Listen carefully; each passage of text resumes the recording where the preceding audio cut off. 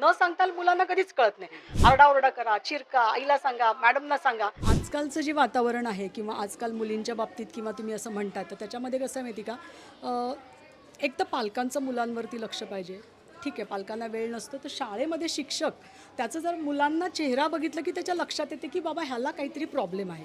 मग शिक्षकाचं त्या मुलांशी नातं असं हवं की त्यांनी स्वतःहून जाऊन त्या शिक्षकांना सांगायला पाहिजे, मॅडम मला असं होतं आहे किंवा मॅडम मला कुणीतरी हे करतं आहे. की मुलांचं आणि शिक्षकाचं नातं जर का हे आईवडिलांच्या बरोबरीने किंवा तेवढं प्रेमळ असेल की तेवढं त्यांना डेअरिंगबाज बनवायला पाहिजे की चला मी माझे कोणतेही प्रॉब्लेम्स मी माझ्या मॅडमना सांगू शकतो.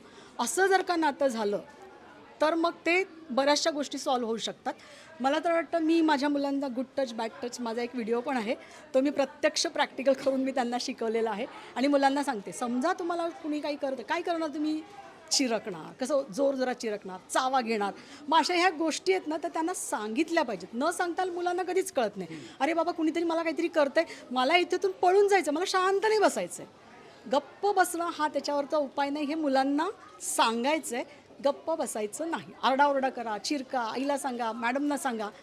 सहन करायचं नाही. कुणी सांगितलं मी तुला मारून टाकतो, चालेल सांगायचं. कुणी मारून नाही टाकत, कुणी मारून टाकतं, गप्प बसायचं, नंतर ते सांगायचं. म्हणजे मुलांना आपण सांगतो की कसं कसं करायचं.